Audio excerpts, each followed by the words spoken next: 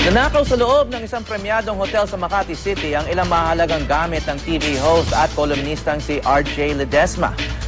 Naifile na ang reklamo sa Makati Police Station. Kaugnay niya, makakapanayam natin si RJ Ledesma dito sa studio. Magandang umaga, RJ. Ay, maraming salamat sa kapuso na imbita mo dito ngayon para manawagan naman sa nakakuha ng aking laptop, MacBook. Oo. Ano nangyari? Ikaw ay nag-host ng wedding reception sa kasi ako hotel. isang professional wedding host rin. At ang nangyari dyan, yung lagi kong ginagawa, iniiwan ko, binibilin ko sa aking wedding organizer. Ito yung bag ko, pakitago lang para makahost ako ng maayos. So binilin mo to? Binilin ko yan dahil ako, alam mo, maraming trabaho ako, columnista. So pag sa linggo, nagsusulat ako eh. Sa linggo. So pumasok muna ako para mag-host. Mga 7:30 pumasok ako para mag-host na gabi sa Rigodon Ballroom at iniwan ko sa foyer area. Sa Manila Peninsula. Sa Manila Peninsula. So labas mismo ng Rigodon Ballroom ng Manila Peninsula, ha? And then pagkatapos yan, pagpasok ko dyan, lumabas ako mga 8:30 kasi nag-dinner muna sila para magtrabaho. Para maraming i-catch up na trabaho. Nung lumabas ako dyan, napansin ko, lahat ng mga bag na nakalatag, katabi ng bag ko, nandyan pa rin. Lahat ng mga wedding gifts, nandyan pa rin. Pero yung upuan, kung nasan dapat yung bag ko, ay wala na. So tinawag ko yung mga wedding organizer, sabi ko, nasan yung bag ko? Tinago ba ninyo? Kasi sabi ko, binili ko sa kanila. At sabi nila, sir, iniwan na namin dyan. So, nung hindi na makita, nakadara pa silang hanapin sa mga kabinete dyan, tinawag yung hotel security at pumunta sila sa CCTV footage nila. Habang nandyan ako, nakita nila sa CCTV footage ng mga 8:12, nung wala kami dyan lahat, may babaeng lumalabas dyan, naka-white shirt, medium built, maybe shoulder length hair, at may bag na medyo masikip. Kasi masikip yung mga laptop bags, di ba? Yeah. At may tag sa likod.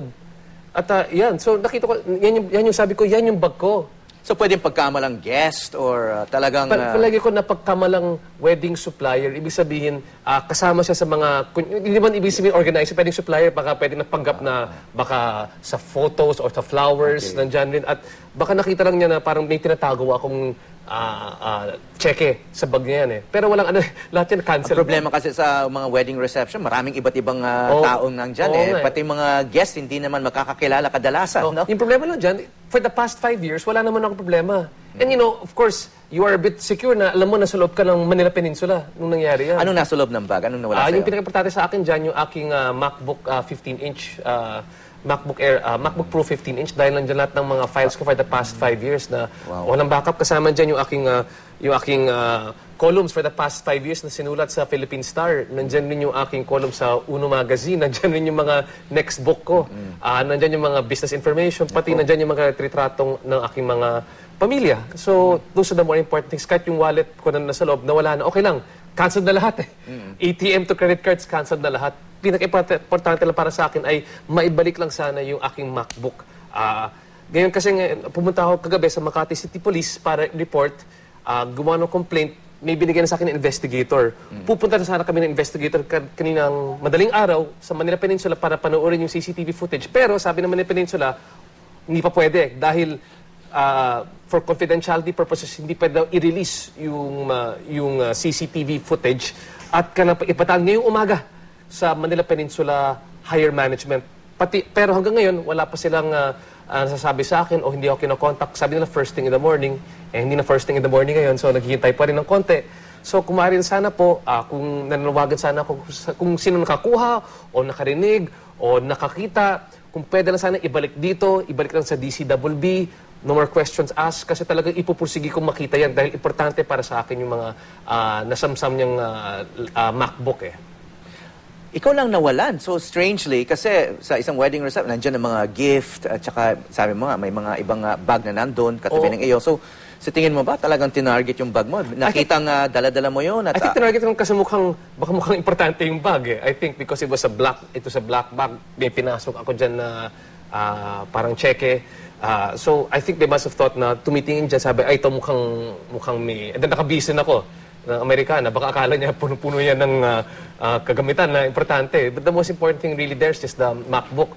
For me, I'm just shocked at the level of security that was going on in the area na... But what could they have done? Kasi nga, pwede naman pagkamalan talaga na guest na dumadampot ng sariling bag. Di ba? I mean, Sa tingin mo, saan nagkulang yung security sa sitwasyon na ganun? Well, maybe they could have provided more CCTV or could have provided somebody right in front of the area na nagbabantay. Nagbabantay sa mga bag. Nung gabi na yan na...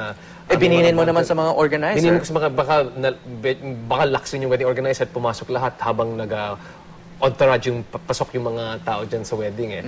Nabibigla rin ako kasi unang-una, I've been doing this for the past 5 years with no incident with the same laptop eh. For Best Men nga, sa show ko sa GMA News TV, nakakaikot nga ako sa buong bansa, dala-dala ko yung laptop yun, di pa rin nawawala. So, ibig sabihin, sa palagay ko, talagang minamasdan na yung bag ko nung pumasok na ako dyan eh. Tinitingnan ko anong pwedeng kunin dyan. Kasi akin lang yung kinuha, hindi yung mga ibang bag na may iniwan dyan na may cellphone pa, may mga ibang naiwan dyan na may wallet pa. So, akin lang yung nakuha dyan. So, payo mo sa mga magdadala ng bag sa hotel? Any lessons? Nakita ko yung video nyo kanina. So, sabi ko talaga habang lumalapit na yung Pasko, dapat talaga ingatan yung mga gamit. Kung pwede sana iwanan sa mga bahay. Kung hindi ka lang gawin sa panahon na yan, kung pwedeng iwanan sa bahay, kung non-essential yan at hindi mo kailangan, iwanan lang sa bahay mga gamit na yan. Tsaka may mga bag locks, no, na pwede mong i-lock sa upuan. May combination. Alam ko may binibentang... yan. Dapat yan. Yan! Next time. yan yung magagawa ko ngayon. Pero maraming salamat ulit sa mga kapuso sa GMA. At the same time, kung maaari sana po, kung makita man yan, baka tinapon na lang yung pagkatapos kung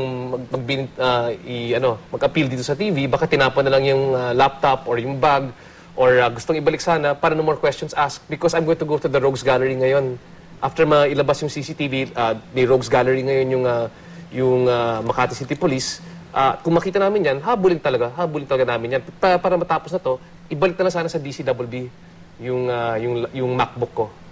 Okay, good luck. Sana maibalik nga. Maraming salamat, RJ Ledesma. Maraming salamat, boss. Thank you. Samantala, patuloy po namin kinukuha ang panig ng management ng Manila Peninsula kaugnay ng insidente.